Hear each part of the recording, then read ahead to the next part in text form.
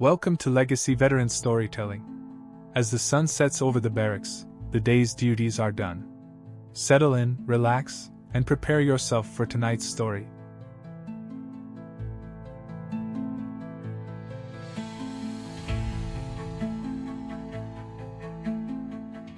Well now, come on in.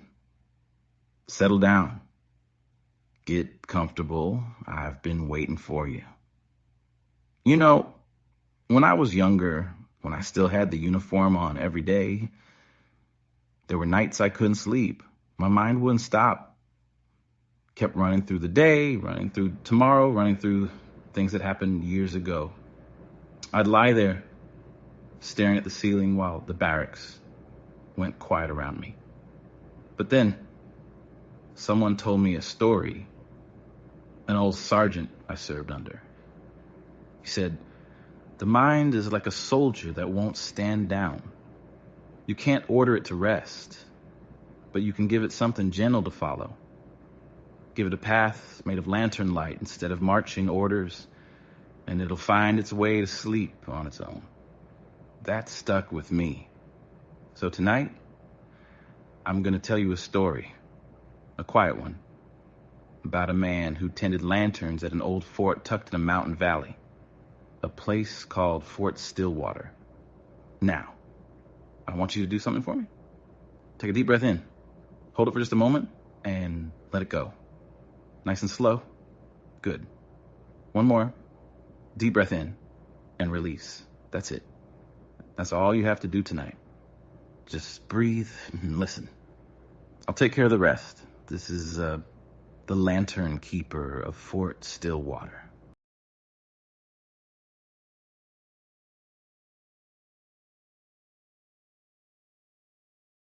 There is a valley tucked deep in the Blue Ridge Mountains, where the fog settles in the morning like a wool blanket folding itself over the hills.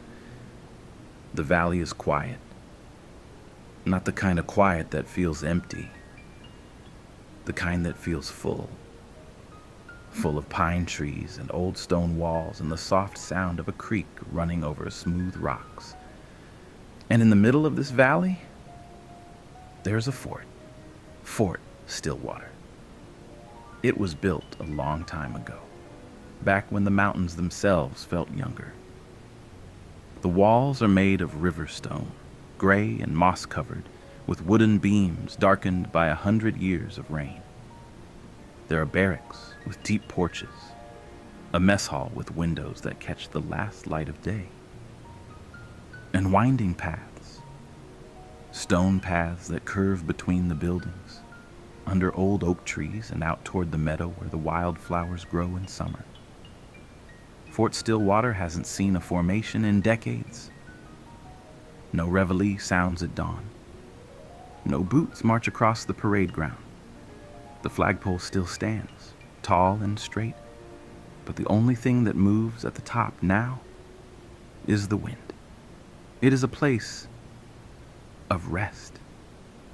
And every evening, when the sun begins to drop behind the western ridge and the sky turns from pale blue to the color of ripe peaches, a man walks out of a small stone cottage near the edge of the fort. His name is Elijah. Elijah is not a young man. His back is broad, but his steps are slow and measured. He wears an old green field jacket, the kind that's been washed so many times the color has softened to something between sage and mist. His boots are worn but clean. His hands are steady. He carries with him a long wooden pole and a box of matches, because Elijah is the lantern keeper. Every evening at the same time, Elijah begins his walk. He steps off the porch of his cottage, and the first thing he notices is the air. Cool. Not cold. Just cool enough to make you pull your collar up and feel grateful for it. The kind of mountain air that smells like wet pine needles and chimney smoke and the faintest trace of honeysuckle from the meadow. He breathes it in, slow and deep. Then, he walks to the first lantern.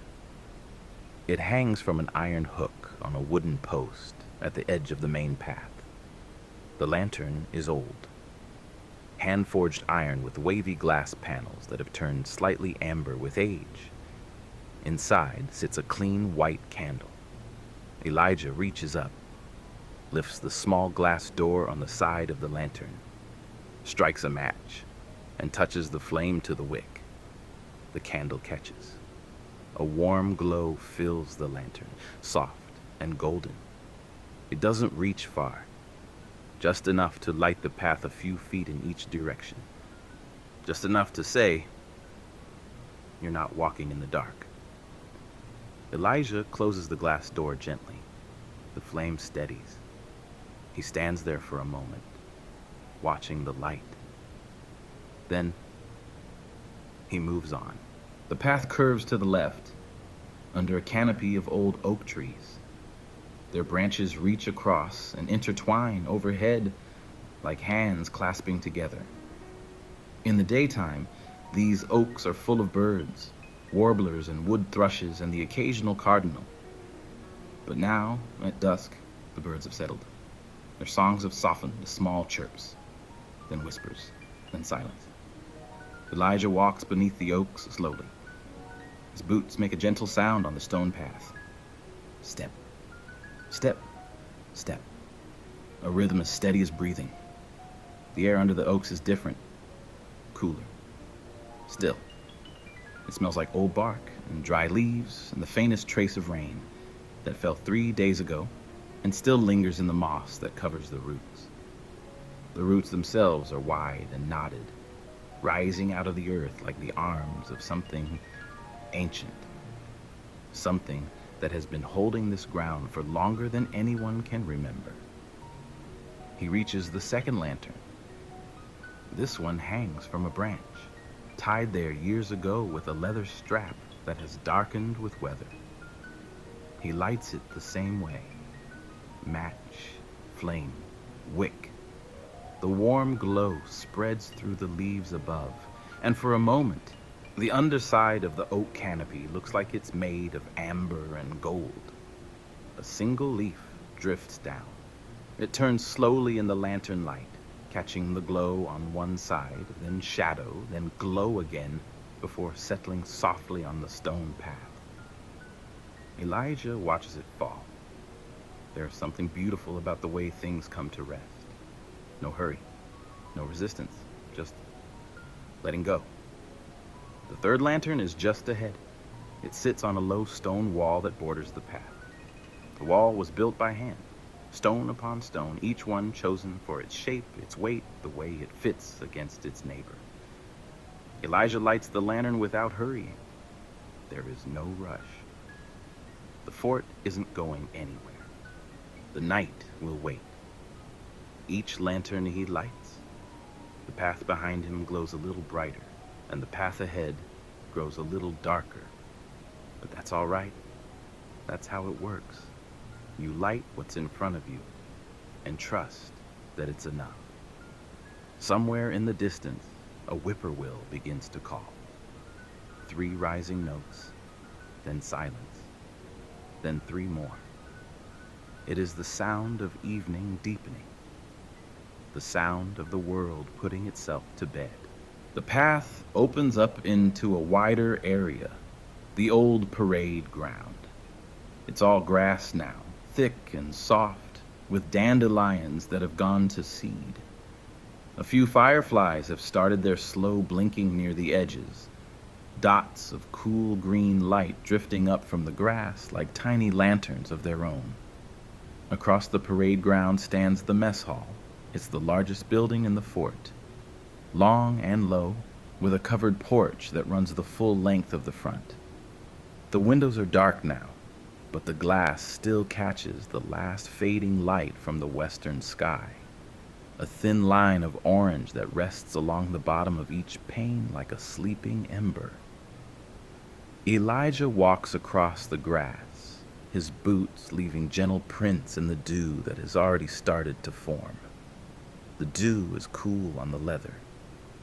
Each step makes a soft sound, not a crunch, not a thud, just a gentle whisper of boot against wet grass. It is the quietest kind of walking. He reaches the mess hall porch and climbs the 2 broad steps. The wood is old and smooth beneath his feet. It has been worn down by 1,000 boots, soldiers coming in from the rain, coming in from the cold, coming in from long days and longer marches. The wood remembers all of them. There are 4 lanterns along this porch, hanging from iron brackets between the windows. He lights them one by one. First lantern. The porch begins to glow. The wooden floor turns honey-colored in the light. The rocking chairs at the far end cast long, gentle shadows. Second lantern. The windows reflect the warm light back at him, like the building is welcoming him home.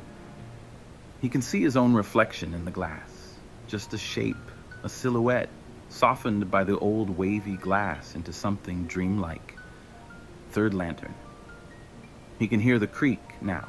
It runs behind the mess hall, just a stone's throw away. The sound is gentle, steady, like someone slowly pouring water from one cup to another over and over again. It never stops. It never changes. It simply flows. The creek has been here longer than the fort. It will be here long after. It doesn't know about reveille or roll call or lights out. It just flows through rain and shine and every quiet evening in between. Fourth lantern, and the whole porch is bathed in that soft golden light. The warmth of it reaches Elijah's face, and he closes his eyes for a moment. The light is warm on his skin, like afternoon sun through a window, like a hand resting gently on your shoulder. Elijah pauses. He sits down on the porch bench, a long wooden bench worn smooth by years of soldiers sitting right here, eating their suppers, telling their stories, watching the sun go down. If this bench could talk, it would tell you about 1,000 sunsets, 1,000 conversations, 1,000 moments of soldiers sitting together in the quiet and simply being. He rests, just for a moment. He listens to the creek. He watches the fireflies. He breathes the mountain air, that deep, clean, cool air that fills your lungs and makes you feel like you're drinking something pure. A cricket begins to sing nearby. One single cricket. Its song is simple, a repeating note, over and over, steady and certain. Soon another joins, then another. The sound builds slowly until it becomes a chorus, a soft, constant hum that wraps around the mess hall porch like a blanket. Then, slowly, Elijah stands again. There are more lanterns to light. Behind the mess hall, a gravel path leads to the barracks. There are 4 of them lined up in a row facing each other across a narrow courtyard. Each building is long and low with stone walls and dark wooden doors. The roofs are slate, gray and smooth, and after rain they shine like mirrors. Tonight, a soft mist has begun to settle in the courtyard. It drifts in from the meadow like something alive, curling around the base of the buildings, pooling in the low spots, filling the spaces between the barracks with something that looks like slow-moving silver. Elijah walks through the mist. His boots crunch softly on the gravel. The sound is muffled now. The mist absorbs everything, makes the world feel padded and close, like being wrapped in something warm, like walking through a cloud that has come down from the mountains just to keep you company. There are lanterns along each barracks building, 2 per side, 8 in all. He lights them with the same quiet patience. Match, flame, wick. The first lantern catches. The mist around it begins to glow, a soft circle of gold in the silver air. It looks like a small sun floating just above the ground. Match, flame, wick. The second, another halo. The gravel path between the two lanterns is lit now, a warm corridor in the mist. Match, flame, wick. The third, the fourth. Each lantern he lights adds to the constellation. The courtyard fills slowly, halo by halo, glow by glow, until the 4 barracks buildings are wrapped in warm light, and the mist between them has turned from silver to the softest shade of gold. Match, flame, wick. 5th, 6th, match, flame, wick. 7th, 8th. The courtyard is complete. All 8 lanterns burn steadily. The mist holds their light like cupped hands holding something precious. The barracks walls glow warm. The windows reflect the light back and forth between the buildings, each one catching and returning the glow, until the whole courtyard feels like the inside of a lantern itself. This is the feeling Elijah knows best. Not the feeling of excitement or thrill or urgency, but the feeling of safety, the feeling of a place that is guarded, not by weapons or walls, but by warmth, by light, by the simple, steady act of someone showing up every evening and saying, "I'll keep the lanterns lit. I'll keep the darkness gentle." He stands in the center of the courtyard for a long moment. The mist curls around his boots. The lantern halos float in the air around him like warm, sleeping suns. The gravel beneath his feet is solid and certain. Everything is very, very still. Beyond the barracks, a narrow path winds uphill through a stand of white pines. The ground here is soft, covered in a thick carpet of pine needles that have fallen over many autumns. The needles are dry and fragrant, and Elijah's boots sink into them slightly with each step, releasing that deep, clean pine scent into the evening air. The pines are tall, very tall. Their trunks are straight and smooth and the color of warm cinnamon. High above, the branches whisper to each other as a soft breeze passes through. It's the gentlest sound, like someone far away humming a song they half remember. Elijah follows the path uphill slowly. There is no hurry. The lanterns along this path are smaller, glass jars with candles inside, hung from shepherd's hooks pressed into the soft earth. There are 6 of them, spaced far enough apart that between each one, you walk through a brief moment of darkness before reaching the next pool of light. He lights the first. The pine trees closest to it turn golden at the base, their bark glowing warm. He walks through the darkness to the second, lights it. Another pool of warm gold. The third, the fourth. Each one a small island of light in the quiet pine forest.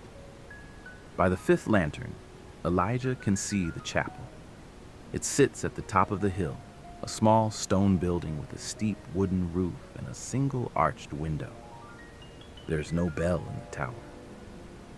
There hasn't been one for years, but the tower still stands, pointing up at the sky like a finger reminding you to look up, to slow down, to notice. He lights the 6th lantern by the chapel door.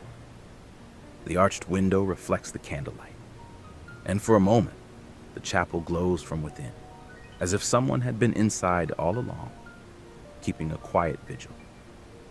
Elijah doesn't go inside. Not tonight. He simply stands at the doorway and listens. The wind in the pines, the distant creek, a single owl somewhere in the darkness behind the chapel, calling out its low, steady note. Not alarmed, not searching, just present. A voice in the night saying, "I am here." From the chapel, a wide path descends the back of the hill and opens into the meadow. This is the largest open space in the valley, a broad, gently rolling field that stretches from the edge of the fort all the way to the tree line at the base of the eastern ridge. In the daytime, this meadow is full of life. Butterflies and bees and the swaying heads of black-eyed Susans and wild clover. But now, at night, it has become something else. Something still. Something sacred. The grass is tall here, up to Elijah's waist in places. It bends and sways in the breeze, and the movement is so slow, so rhythmic, that watching it feels like watching the breathing of the earth itself. In and out. In and out. There are only 2 lanterns in the meadow. They stand on tall wooden posts at either end of a simple wooden bench. The bench faces east, toward the ridge where the moon will rise later tonight. Elijah walks through the tall grass.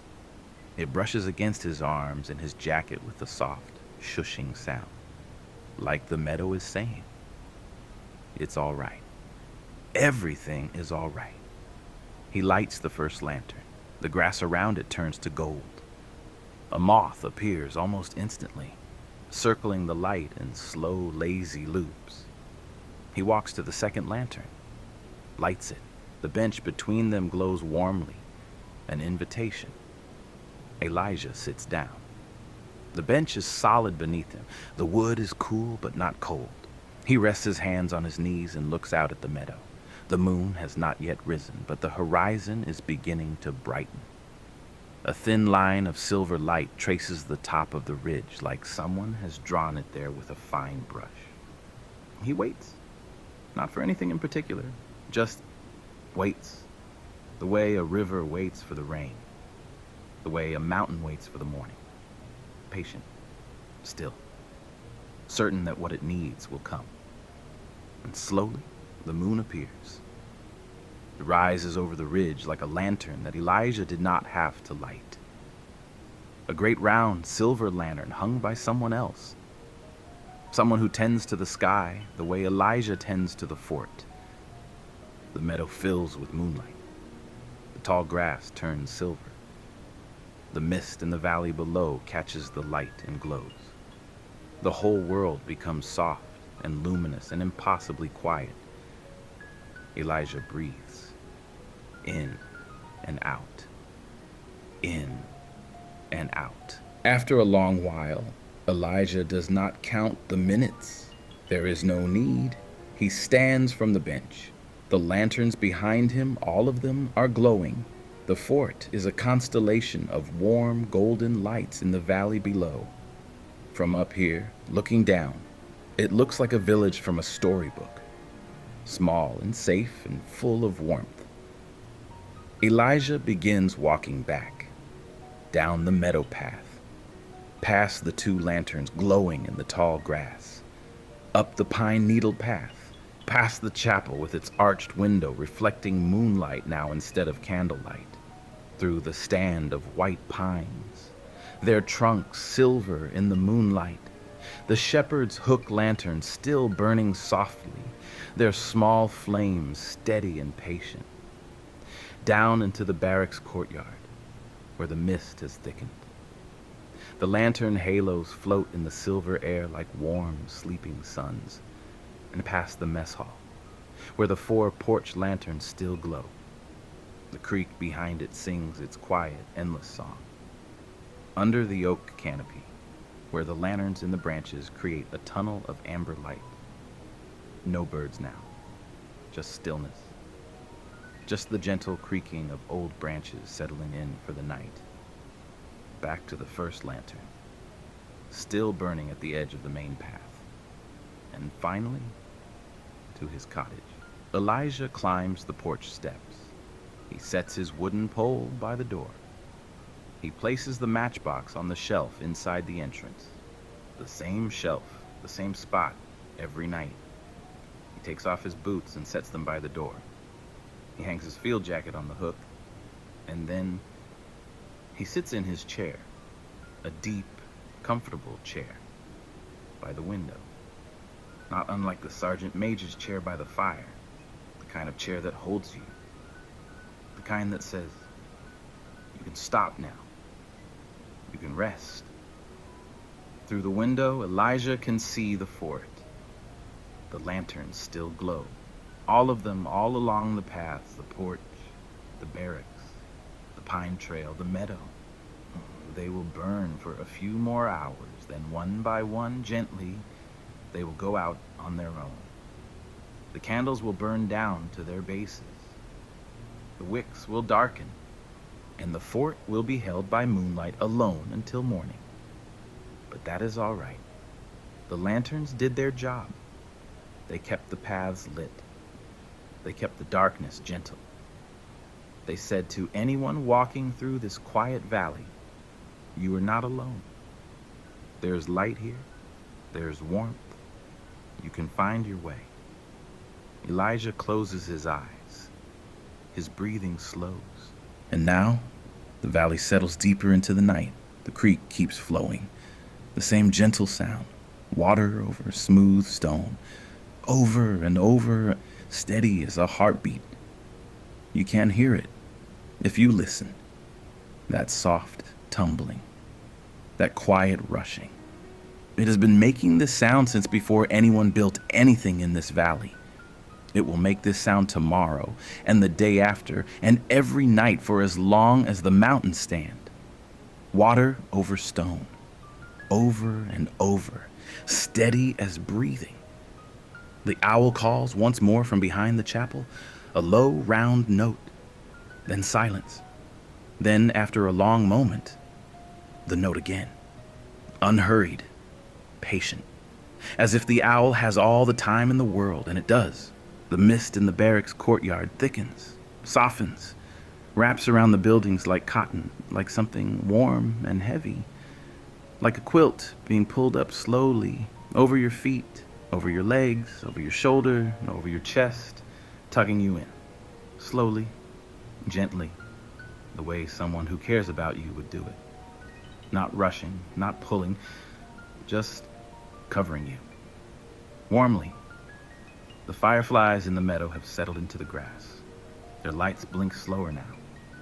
Slower, like eyes growing heavy. One blinks, a pause. Another blinks, a longer pause. They're not in a hurry anymore. They are resting, finding their spots in the grass and letting the cool dew settle around them. The pine trees sway, just barely. Their whisper so faint it might be imagined. So soft it sounds like breathing. Like the whole forest is breathing together. In and out. In and out. Slowly. Deeply. The kind of breathing you do when you're nearly asleep. When you're right on the edge of that warm, heavy place. Where thoughts become dreams. The cricket chorus has softened. Not gone, just softer. A hum now instead of a song. A lullaby sung so quietly that you have to stop thinking to hear it. The moon climbs higher. Its light pours down into the valley, silver and quiet, filling every shadow, smoothing every edge. The stone walls of the fort look soft in the moonlight. The paths look white. The mist looks like silk. And in his cottage, Elijah sleeps. His breathing is slow, deep, even, in and out, in and out. His hands rest on the arms of his chair. His face is peaceful. The lamplight is dimmed to a low amber glow. Through the window, the valley stretches out in silver and shadow. Everything is held. Everything is still. The lanterns along the paths begin to dim. One by one, not suddenly, gently. The way a song fades at the end, not because it stops, but because it becomes so quiet. You can't tell where the music ends and the silence begins. The first lantern, the one at the edge of the main path. Its flame shrinks to a small blue point, and then gently goes out. A thin ribbon of smoke curls upward in the moonlight. The oak canopy lanterns follow, their warm glow softens, flickers, and rests. The mess hall porch lights, one by one, like closing eyes. The barracks courtyard, the golden halos dim, and the mist reclaims its silver. The chapel path, each glass jar going dark like stars, being gently put away. And finally, the 2 meadow lanterns, the last to go, their flames wavering in the breeze, then settling, and then still. The fort is dark now, but it is not empty dark. It is moonlight dark, silver dark, the kind of dark that is full of peace and rest and the promise of morning. And you, wherever you are tonight, you're not so different from Elijah. You have walked your paths today. You have tended your lights. You have done your duty, whatever that looked like. Maybe it was hard. Maybe it was long. Maybe your mind has been marching all day and won't stand down. But the lanterns are lit now. The path is warm. The valley is quiet. You don't have to carry anything else tonight. You don't have to solve anything. You don't have to plan or prepare or stand watch. Someone else has the watch tonight. Someone is tending the lanterns. Someone is keeping the paths lit. You can stand down. Just breathe. In and out. In and out. Let your shoulders drop, like the sun dropping behind the ridge. Feel the tension leave them. Feel the weight lift. You've been carrying it all day. You can set it down now. It will be there in the morning if you need it. But tonight, you can set it down. Let your hands go still, like the meadowweed grass when the wind fades. Unclench your fingers. Let them rest wherever they are. Soft. Open, like leaves floating on water. Let your jaw relax. Let the muscles around your eyes soften. Let your forehead smooth. Let your face become calm and still, like the surface of the creek on a windless night.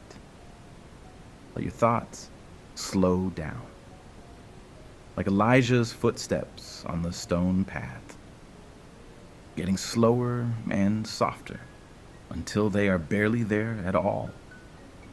The creek is still flowing. Listen to it, that gentle sound, steady and sure.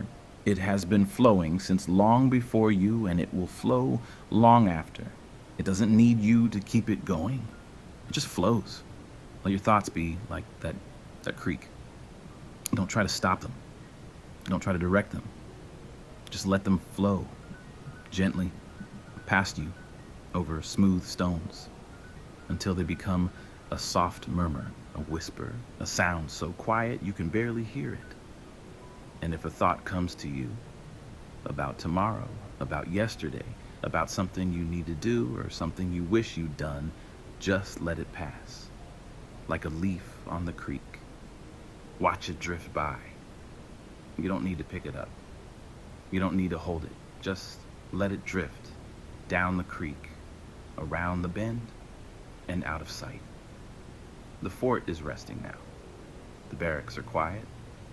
The lanterns have gone soft. The moon watches over everything, steady and bright and endlessly patient, like a silent sentry standing watch while you rest.